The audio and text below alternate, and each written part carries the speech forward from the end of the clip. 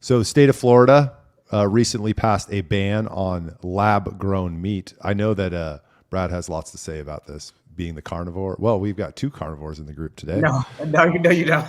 And our ag commissioner, Sid Miller, is thinking or advocating that the legislature do the same thing here in Texas, which would be to prohibit the what is it called? The production and distribution of lab-grown meat.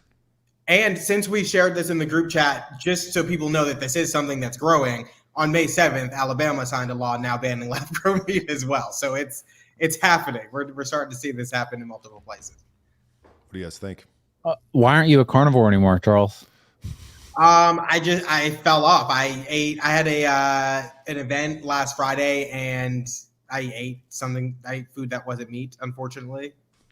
You're fucking disgusting, man. The disappointment on Brad's face. Oh.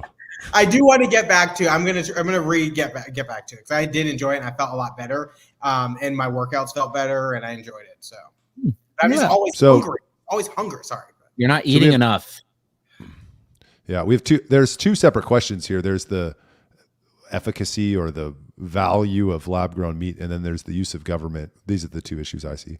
Then there's the use of government to prohibit the market and say you can't do this. And those are the two big issues I see here. What do you think, Brad? What do I think? Well, I don't.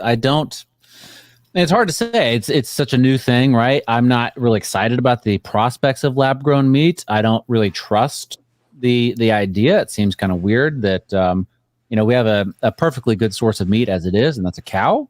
And certainly there's problems with that. Mass, factory farming is certainly dirty and not great. And maybe they don't treat the animals right every single time. Maybe they shoot them in a gravel pit. I don't know, but it's it's a perfectly good product. It's great and it tastes great.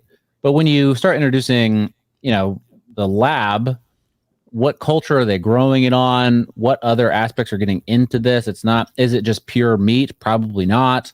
I think that there's a lot of, what are they going to add to it? There's been reports, people that have eaten it say it doesn't really taste quite right. So what are they going to be adding to make it taste quite right? Make the color just right. All these other additives when you have a perfectly good ribeye right there at HEB or wherever you shop. I don't know, Tom Thumb. Fucking gross. I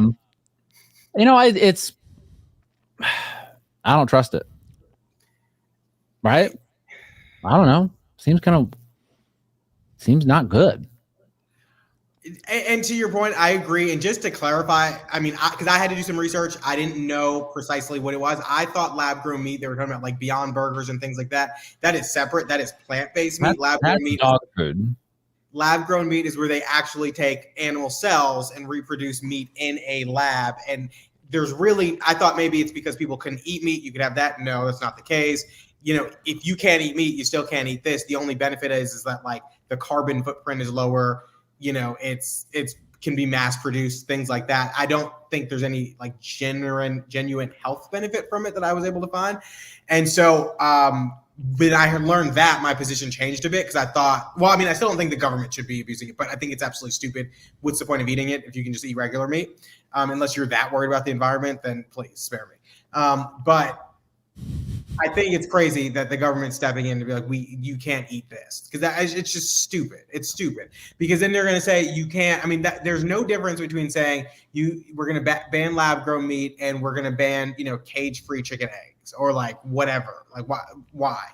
And it's purely red meat for the base. That's all it is. That is all they're trying to do is fire up the base. They know the base likes this, and it's throwing a bone to farmers, which is also annoying. Yeah, DeSantis has a knack for picking out these red meat issues, pun intended. I won't be participating in lab-grown meat eating. I can say that. Like I'm not. You may not have a choice. For a number of reasons that Brad raised, I probably just won't participate. I'm not interested in trying it. But yeah, I don't know. I'm torn on the use of government issue here because I know I'm going to get real principally inconsistent here. But there's a faction led by the kind of the Tucker Carlson types who think that we should use government to benefit things that we want to promote and what is the word I'm looking for? Prohibit things that we don't like. So in this case, disincentivize. So in this case, we're like, yeah, we want to support farmers.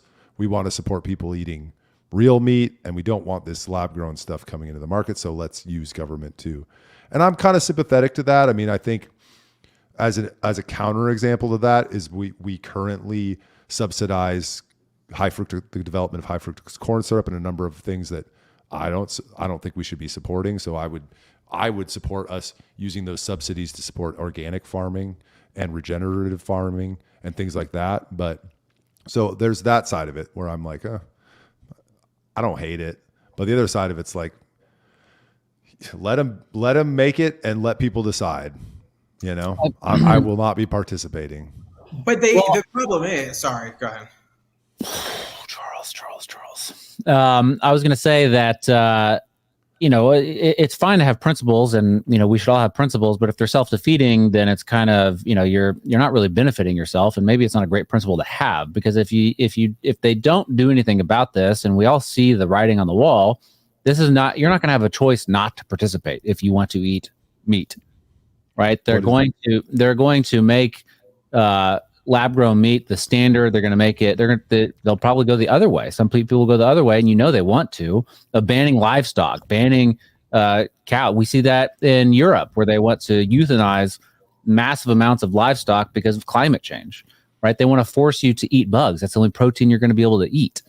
Right? So, all right, I may not like government intervention in this stuff, but if the government doesn't intervene, then it seems like we're going to go the exact opposite direction, where I'm not going to have a choice to go to HEB and get a real ribeye. That's not realistic.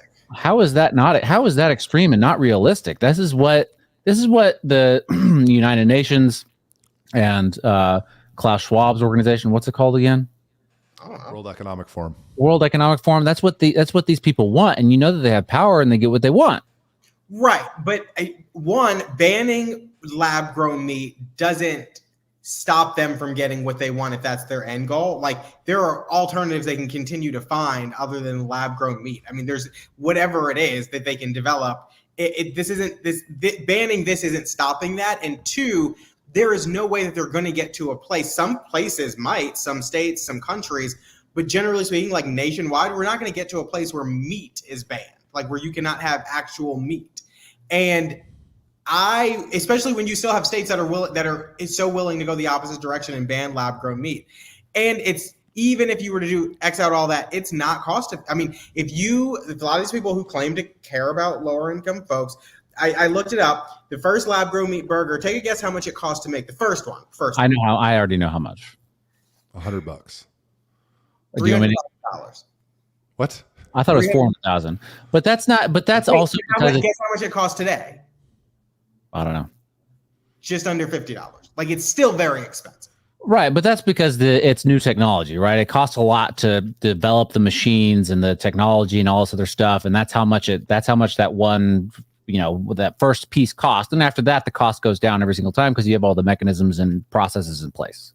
Sure, but how many labs do you know reduce costs significantly that the general market can afford? I mean, look at healthcare. I mean, the stuff that's going to come out of labs is still going to be more expensive unless government starts making it or starts heavily subsidizing it the way they do current industries.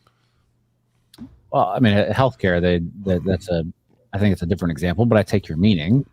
But yeah, I don't know. I mean, I just don't. I don't know how y'all disagree that there's a huge push and seemingly could be successful push to ban this sort of stuff.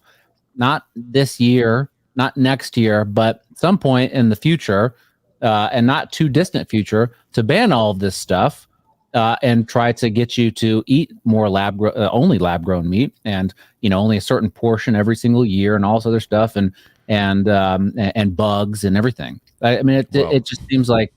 I disagree, because look how long they've been trying to ban fossil fuels. Yeah, I think, but first I would say just the logical thing is if we banned it in Texas, they'll just grow it in California or produce it in California. So it doesn't really accomplish that. And if you ban it in the United States, they'll just produce it in another country. So if your purpose of banning lab grown meat is to not allow it into circulation, that's not going to work.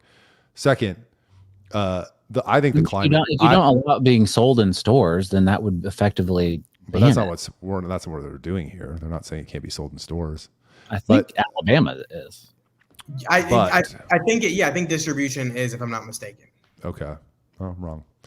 But I think that the climate narrative is collapsing. I think that I know that they're loud and I know that they made some progress, but I think that it's at some sort of tipping point, and I don't think it's going to pervade and win. So the motivation for stuff like this will decrease. Yeah, I don't know about that. I hope you're right.